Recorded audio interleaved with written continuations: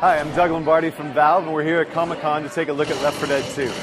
So with the first Left 4 Dead, we actually tried to put a bit more story into the game, but we found when we were playtesting it that the character's dialogue was sort of getting in the way of the gameplay actions. So a lot of the dialogue that they were delivering throughout the game was stripped out and replaced with things like boomer, weapons here, etc., gameisms, if you will.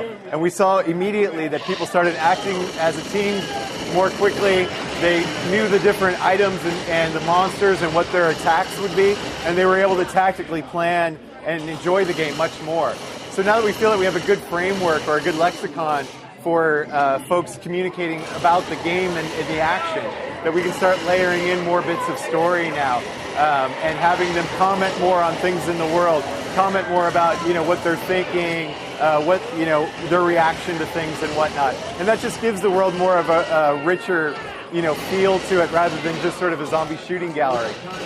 But it was sort of a necessity to sort of make the game more enjoyable. There was a similar experience we had with Portal, where the world was much more lush in terms of graphic design, but playtesting showed that folks weren't seeing the critical path of the puzzles, and once we started stripping out some of the visual elements, they were able to see, oh, I need to get from here to here, and I can put portals there. So it was, in a similar but different way, playtesting showed us, the path to that. But now that we have a good framework, we feel that we can build upon that.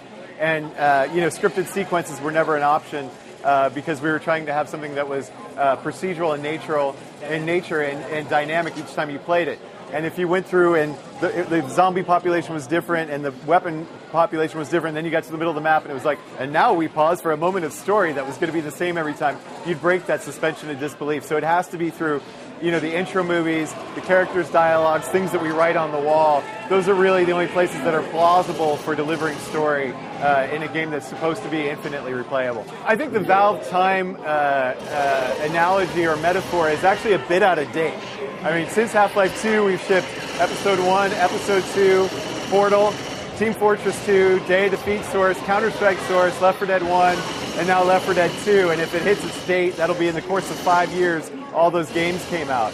So just to, if I can be so bold as to correct the record, I think the Valve time thing is a little bit out of date. But directly to your point, getting out a full sequel that quickly is something that's new for Valve. And it really has to do with the energy on the team, the passion for the design, having a fresh new IP in a new genre, the co-op multiplayer, and the AI director. Those were sort of the key ingredients that allowed us to move quickly to that sequel. You had a bunch of people with a bunch of ideas, a bunch of feedback from the press and the community as to what else they'd like to see in the game, what they'd like to see changed in the game.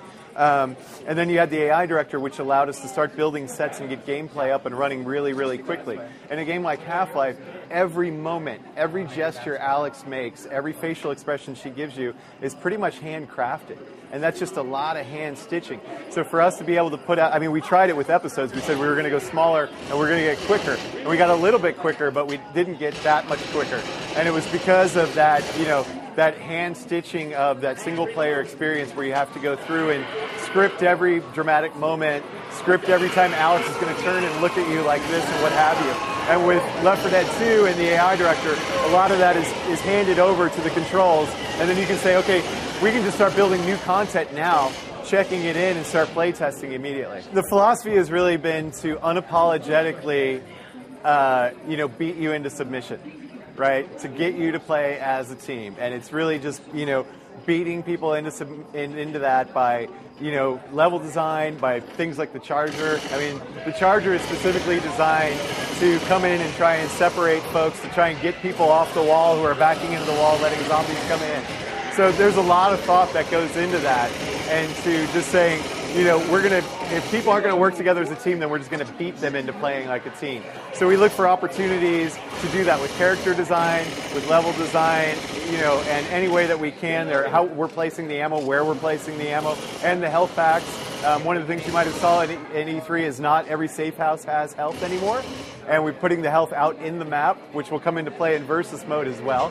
But there are just other ways to say, wow, we've got to be smarter about how we're managing health.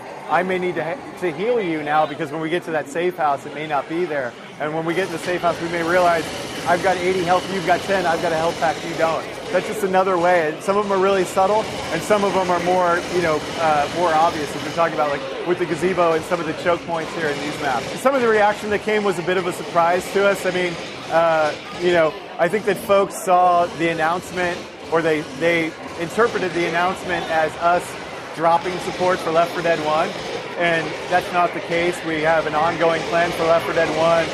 Valve has a really long history of supporting its games post-launch, delivering a lot of content, delivering a lot of tools for mod makers, and that's not going to change. In addition, we haven't shown everything that there is from Left 4 Dead 2. Here at the show, at Comic-Con alone, we've unveiled the Spitter, the Mudman, the AK, the grenade launcher, and the Cricket Bat. When we go to PAX next month or in early September, there'll be another collection of new things that we'll be unveiling, and then there'll probably be another event before we launch. So I think that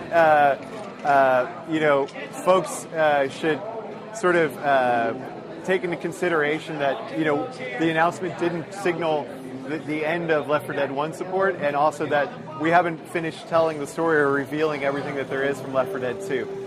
I think the announcement of Left 4 Dead 2 was interpreted by a lot of folks as meaning that we were dropping support for Left 4 Dead 1, and that actually isn't the case. We plan to continue to support Left 4 Dead 1 with updates of content as well as tools for mod authors as well. So Left 4 Dead 2 will be available on the Xbox 360 and the PC on November 17th worldwide.